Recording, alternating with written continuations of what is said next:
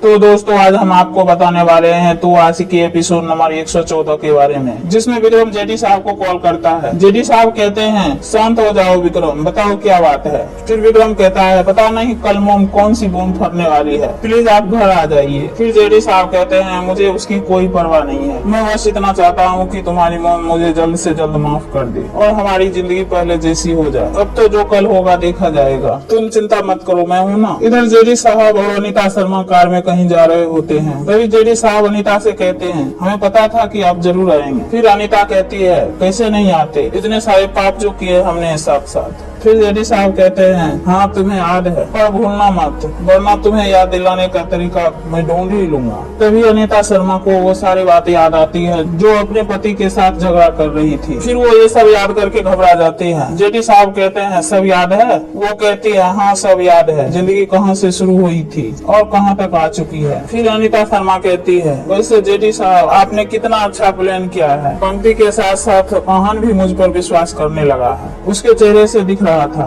फिर जेडी साहब अनीता का जख्म देखकर कहते हैं सॉरी तुम्हें थोड़ी सी तकलीफ पहुंचाई, पर इससे जिंदगी भर आराम हो जाएगा। एक बार आहन और पंक्ति का भरोसा जीत लें, फिर उनकी लव स्टोरी अंदर से खोखली कर देंगे। यहाँ की तो लड़ाई जीत ली है और अब कल घर की जंग जीतनी है। फिर जेडी साहब कार का दरवाजा खोल देते हैं और कहते हैं आउट, जाओ यहाँ से। अनीता शर्मा बाहर निकल जाती है, वो वहाँ से चले जाते हैं। इधर अनीता शर्मा अपने घर वापस आती है, दोनों बहनें रात को सोई रहती है। फिर अनीता उन पे चादर डाल देती है और उसी के पास बैठ जाती है और मन ही मन कहती है मुझे जेडी से हाथ मिलाने का और कोई रास्ता नहीं बचा था। फिर वहाँ से वो चली जाती है। फिर आहन का मैसेज आता है, पंक्ति पढ़कर खुश हो जाती है। थोड़ी देर बाद फिर आहन का कॉल आ जाता है। फिर आहन पंक्ति से कहता है ऐसी हंसती हुई गाना गाओगी तो पूरी दुनिया तुम्हारे पीछे पड़ जाएगी। ऐसी आवाज में सिर्फ मेरे लिए गाना, वरना कितने लोग तुम्हारे पीछे पड़ जाएंगे और मुझे कितनों से लड़ना पड़ेगा। फिर पंक्ति कहती है ऐसी आवाज सिर्फ सुबह में होती है, जैसे जैसे दिन बीतता जाता है सारा शाम निकल जाता है। इधर आहन हाथ में गिटार लिए हुए बात कर रहा होता है, कहता है ओके।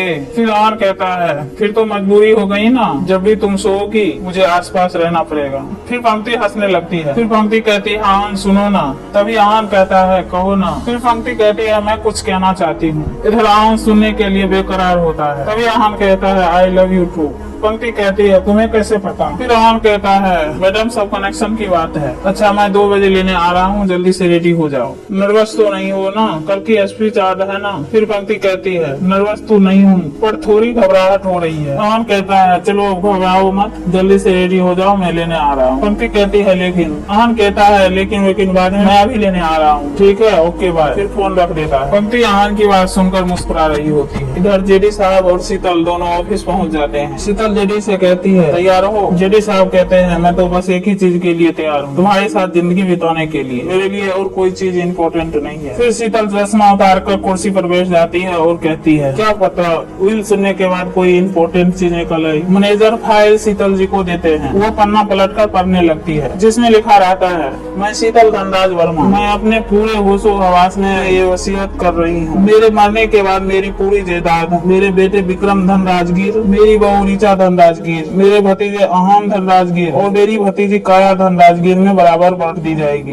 अगर मेरी मौत आपत्ति परिस्थितियों में होती है तो मेरी सारी जायदाद एक ट्रस्ट को दे दी जाएगी। इसके कर्ता धर्ता मेरे देवर मानव धनराजगीर होंगे, मेरी देवरानी अपर्णा मानव धनराजगीर होंगे। ये सारी बात पढ़ने के बाद जेडी साहब और वकील एक दूसरे को देखने लगते हैं, पर जेडी साहब बहुत खुश होते हैं क्योंकि वकील को रंगे हाथ वाली वीडियो बना लेते हैं और उन्हें बीवी को दिखाने की धमकी देते हैं और तभी वसीयत का पेपर बदलने को कहते हैं। इधर शीतल वकील से पेन मांगती है, पर जैन साहब पेन देते हैं और कहते हैं शुभ काम में देर नहीं होनी चाहिए। शीतल जी साइन करने वाली होती है, तभी पेपर पर इंक पलट जाती है और सारा खराब हो जाता है और शीतल जी खड़ी हो जाती हैं। जब स्टाफ गंदगी साफ कर रहा होता है तभी जैन साहब पेपर चेंज कर देते हैं। शीतल जी देख नहीं पाती है, उन्हीं के पेपर पे साइन करके चली जाती है। इधर ऋचा विक्रम से कहती है अभी तक तो मोम डैड को आ जाना चाहिए था। तभी आहन की मोम कहती है ऐसे कामों में टाइम लगती है रीचा, चिंता मत करो आ जाएंगे। फिर आहान तैयार होकर जा रहा होता है, तभी माँ कहती है कहाँ जा रहे हो आहान? फिर आहान कहता है माँ इम्पोर्टेंट काम है, मैं जल्दी आ जाऊंगा। फिर माँ कहती है पहले बड़ी माँ को आ जाने दे फिर चले जाना। शीतल जी ऑफिस के बाहर आते हैं, तभी दो बच्चे फूल लेकर आ जाते हैं और उन्हें हैप्पी एनिवर्सरी बोलते हैं। फिर वो फूल लेती है, पीछे से जेडी साहब भी हैप्पी एनिवर्सरी कहते हैं और कहते हैं तुम भूल गई लेकिन मैं कैसे भूल सकता हूँ, और मुस्कुराकर हंसने लगते हैं। शीतल फूल फेंक देती है, तभी जेडी साहब कहते हैं तुम्हारा गुस्सा जायज है और हमारी नाराजगी भी, तुम मुझे माफ नहीं करना चाहती, तुम्हारी वो जिद भी जायज है, पर सिर्फ आज के दिन मुझे माफ कर दो, सिर्फ कुछ ही घंटों के लिए। यूनिवर्सिटी की गिफ्ट तो तुम मुझे दे दी, अब मेरा भी गिफ्ट एक्सेप्ट कर लो, तुम्हारे फेवरेट जगह पर यूनिवर्सिटी लंच। और कहता है क्या पता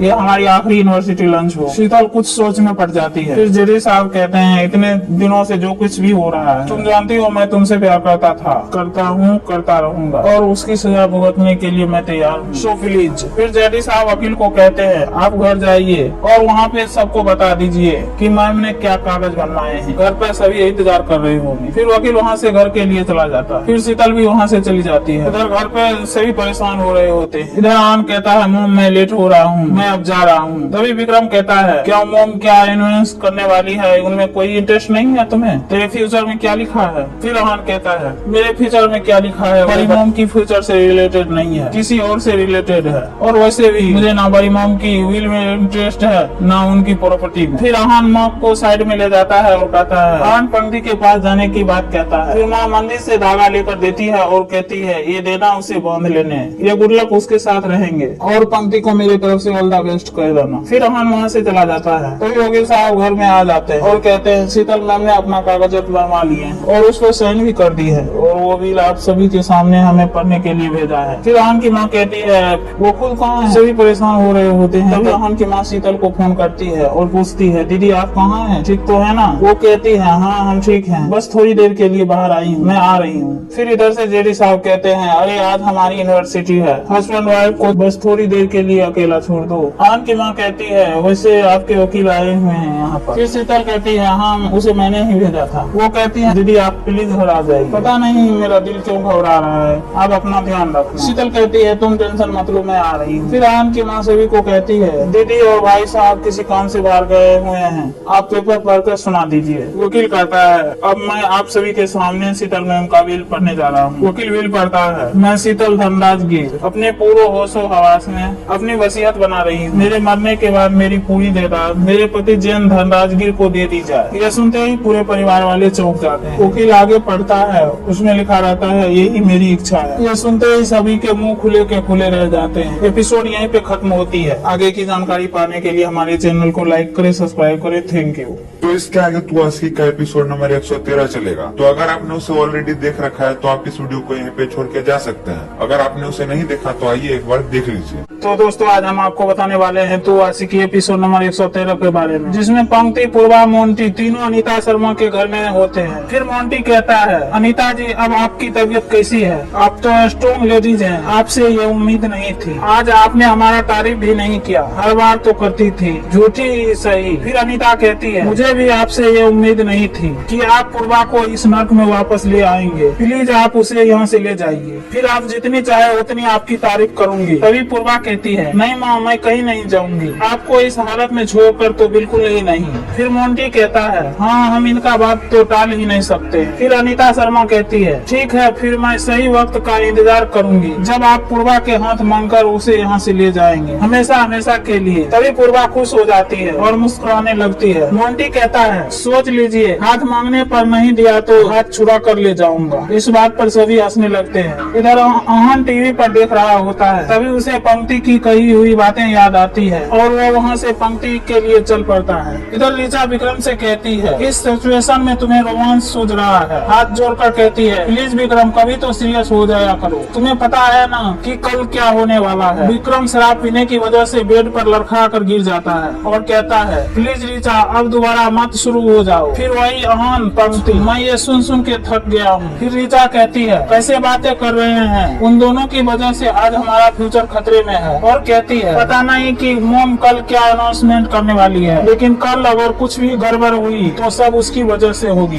कहीं मोम ने डैड का सारा गुस्सा हम पर निकाल दिया तो। ये सुनकर विक्रम उठकर बैठ जाता है और कहता है डैड से जाकर बात करता हूँ। कहीं मोम ने उल्टा सीधा कर बैठा तो फिर वो वहाँ से चला जाता है। तभी अनीता शर्मा को डेजी साहब का कॉल आता है। वो सभी के सामने फोन उठाने से डरती है, पर कॉल बार बार आ रही होती है। इधर जेडी साहब गुस्से में कहते हैं मेरी बिल्ली मुझसे ही में हूँ, मेरा फोन नहीं उठा रही है, और गुस्से से फोन तोड़ देते हैं। फिर कहते हैं पंक्ति मेरी है, वो मेरी गुलाम बन के रहेगी, वो कब हंसेगी कब रोएगी उसका फैसला करने का सिर्फ मेरा हक है। जोर से चिल्लाकर बोलते हैं पंक्ति तुम मेरी हो। उधर आहन पंक्ति के खिड़की से घर में कूद पड़ता है। पंक्ति आहन को देखकर कहती है तुम। फिर आहन कहता है इतनी इम्पोर्टेंट बात करनी थी कि मैं रुक ही नहीं पाया। फिर पंक्ति उदास हो जाती है। तभी आहन कहता है बड़ी माँ के बातों से अपसेट हो रही हो, देखो मेरी तरफ, वो बिल्कुल करेक्ट इंसान है।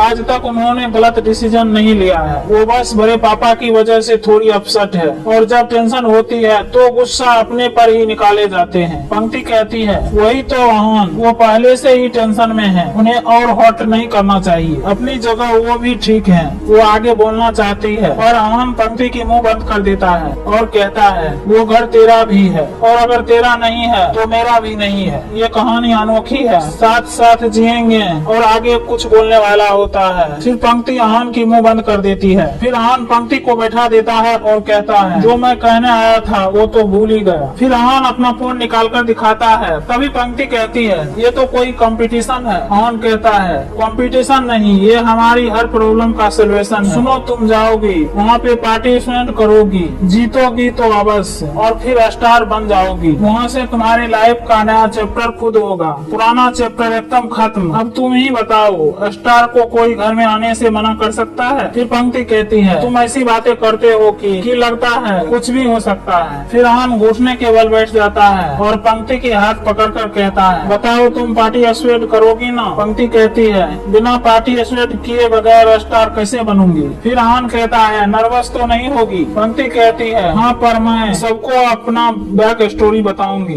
फिर वो सब नर्वस हो जाएंगे, और जो तुम मेरे लिए फॉर्म लाए हो मुझे तो लगता है कि मैं ऑलरेडी जीत गई हूँ। आहन काफी खुश हो जाता है। तभी दरवाजे पे कोई आ जाता है। फिर पंक्ति दरवाजा खोलने जाती है, पर वहाँ जेडी साहब रहते हैं। वो पंक्ति को बुरी नजर से देखने लगते हैं। पंक्ति कहती है आप यहाँ क्या कर रहे हैं? जेडी साहब कहते हैं तुम्हारी याद आ रही थी। तभी वहाँ आहन आ जाता है। जेडी साहब आहन को हाय बोलते हैं और कहते हैं तो बाबू के जूनियर के पीछे सीनियर का हाथ है। फिर जेडी पंक्ति को छूने की कोशिश करते हैं। तभी आहन गुस्से से आगे बढ़ता है। फिर जेडी कहते हैं अभी हमने टच नहीं किया, पर इस घर में मुझे आने से कोई नहीं रोक सकता है, आखिरकार पुराना रिश्ता जो है। जेडी साहब पंक्ति से कहते हैं क्यों बाबू? फिर आहन उन पर चिल्ला कर दौड़ पड़ता है और कहता है अगर फिर पंक्ति को उस नाम से बुलाया तो? फिर जेडी साहब कहते हैं तो क्या कर लोगे? फिर से गिटार उठाकर बजाना शुरू कर दोगे? जेडी फिर से पंक्ति को बाबू कहता है। तभी आहन उस पर चिल्लाकर दौड़ता है और हाथ उठाता है, पर पंक्ति उसे रोक लेती है। आहन पंक्ति की तरफ देखने लगता है। फिर जेडी साहब कहते हैं ये मोहब्बत कसमें वादे 2 दिन में कहां से बन गई? जूनियर अपने बड़े पापा से सब कुछ सीखिए, इन सब चीजों में कोई जरूरत नहीं है। जो मजा अयासी में है वो मोहब्बत में नहीं है, बोलकर बैठ जाते हैं।